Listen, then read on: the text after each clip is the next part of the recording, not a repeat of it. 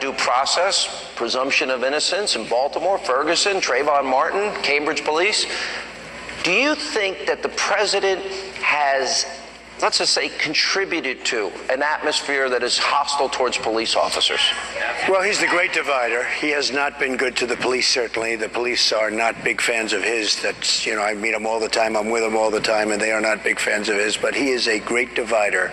He has divided this country into slices that nobody would have believed, and I think it's disgraceful. You know, Mr. Mayor, I was a local and then nationally syndicated radio host while you were the mayor of New York City, and I watched the murder rate go from about 2,500 a year down to 500 because of tough policing that you insisted on.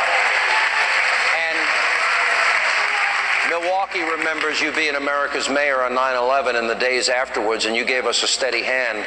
And you see what's going on. What are your thoughts? Well, my thoughts are that this is an atmosphere that's been created over the last two years, to which the president contributed, Hillary Clinton contributed, lots of other, I call them racial arsonists, have contributed to. Hillary Clinton, I think one of her first announcements, she basically condemned the Baltimore police, only to have them all found not guilty. Every one of them. And she's not apologized for it. Now, generally in this country, we presume even the worst criminals innocent, but she presumes police officers to be guilty. And then when it turns out that they get a trial, and 3 of them were tried separately in front of a judge, and I shouldn't even have to emphasize this fact, but a judge who happened to be an African-American, has to be a brave man. By the way, he found them not guilty, not guilty, which means she should now apologize to those police officers for having presumed their guilt. And, you know, the president rushed to judgment, and he did this on foreign soil on Ferguson. And meanwhile, it was black eyewitnesses that testified that Michael Brown fought Darren Wilson for his gun and charged him. We've read some of the testimony, you and I. We have read some of the testimony. We did. From those witnesses. Sheriff, I know you love your city. I know you love the people of this city. 4 officers, people you know, were hurt, pelted with rocks and bottles, and I understand they damaged 4 police cars, but 4 guys were hurt. What is your reaction to what has happened? Well, Sean, as you know, I'm from here, born and raised. I don't know anywhere else, and it was... you might know Washington if Trump is elected. I'm just guessing.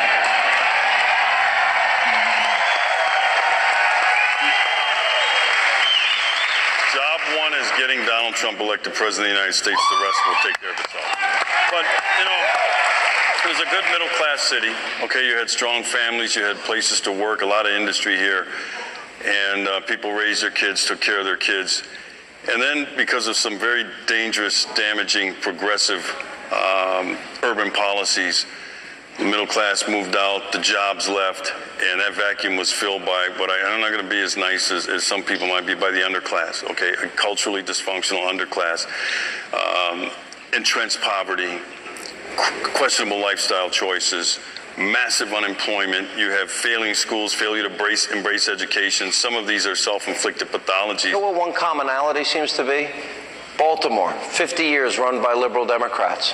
Milwaukee, how long has it been?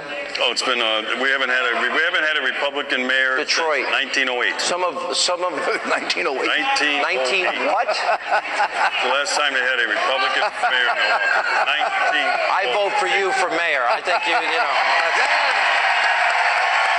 But to what extent, when you hear the president rush to judgment in Cambridge, in Baltimore, in Ferguson, what does that say? What does that do to the morale of your officers? Oh, it's horrible. It makes the police less assertive. Look, we understand this is a tough job. We understand that things can go horribly wrong in a hurry.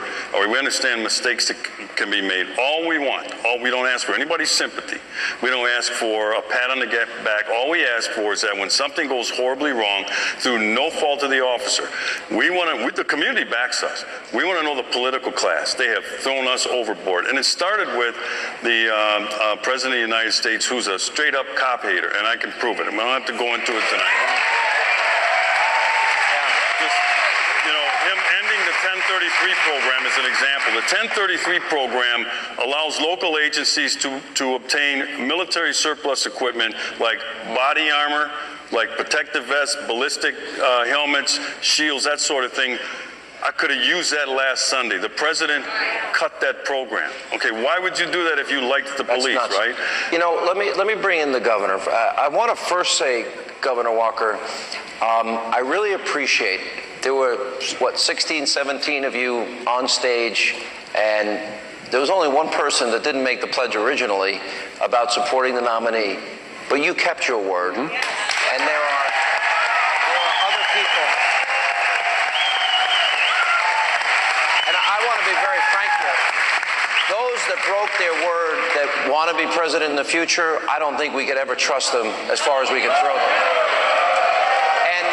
And you do so, you told me last night in a conversation we had, you support Mr. Trump enthusiastically. And why? It's just, you talked about a lot of separate issues. Well, it wasn't just because I'm a man of my word. That's how my parents raised me, and that in of itself is important. But the reason I made that pledge last August, and I said any of us on that stage would be far better than Hillary Clinton, is because I meant it. I didn't have my fingers crossed. I actually mean it.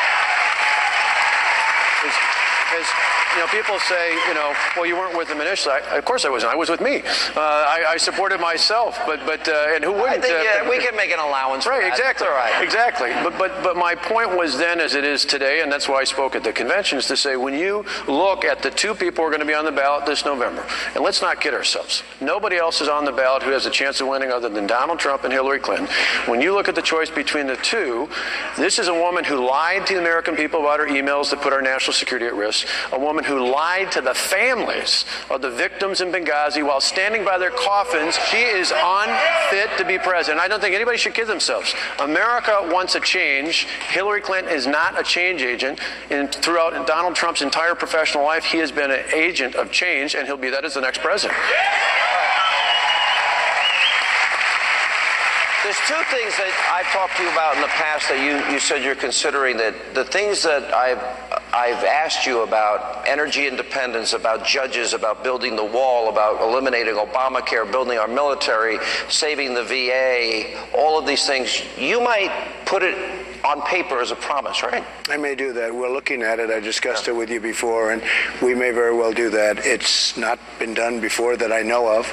Well, the contract with America, but not by a presidential candidate that I know of. That was a little bit different, but we're thinking about doing that. If it can be done, we're going to do it. You know, one of the things, I think there's such a strong pool of really talented governors, senators, former mayors, sheriffs, and governors here. True, right. Are these three people that you would consider? Oh, in a heartbeat, all three. Top of the line. I want to thank you all for being with us. Thank you. Appreciate it. Thanks so much. And coming up, the AP is reporting the Clinton Foundation will no longer accept corporate or foreign donations. Oh, but only if Hillary wins the White House. Donald Trump's brand new campaign manager, Kellyanne Conway, is here with reaction. And then later tonight, a new Clinton controversy. Hillary's running mate, Senator Tim Kaine, once said that Bill Clinton should have stepped down as president after his affair with Monica Lewinsky. Former Miss California Carrie Prejean and Dr. Gina Loudon, they're here to weigh in. And that and more tonight, right here on Hannity.